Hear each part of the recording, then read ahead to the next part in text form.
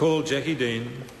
Speaker, rising to speak in the third reading of the Rugby World Cup 2011 empowering bill, and the member opposite, whose name I can't call, but he made a contribution, talked about the possibility of the possible power of the minister to have an historic home demolished days before the Rugby World Cup, and as fanciful a notion as that is, and as far away from reality as you could possibly get in the context of this argument, I just wonder, when I raised the question, very much an 11th hour objection, of course, typically, I just wondered, and it's never good to think on your feet, that's why we have select committees, is to talk about issues like this, but I wonder whether the fact that the Historic Places Trust Act has an effect on historic homes might limit that particular fantasy scenario that member has promoted, and it is indeed what the Act has said.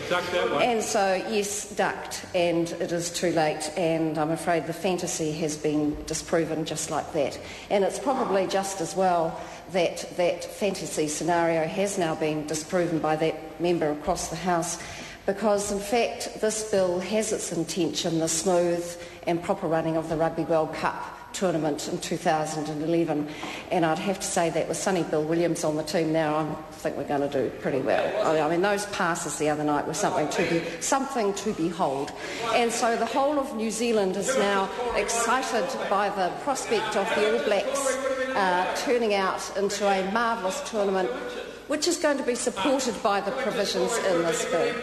There's just a couple of issues that have been raised. One of them is the Rugby World Cup liquor licensing provisions.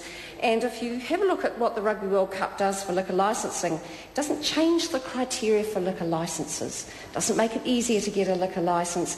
All it does is simply speed up the process in this bill, give the police some extra powers, extra considerations like having to have food available for purchase, having free water. For the life of me, I cannot understand why Labor had to have a conscience vote on this.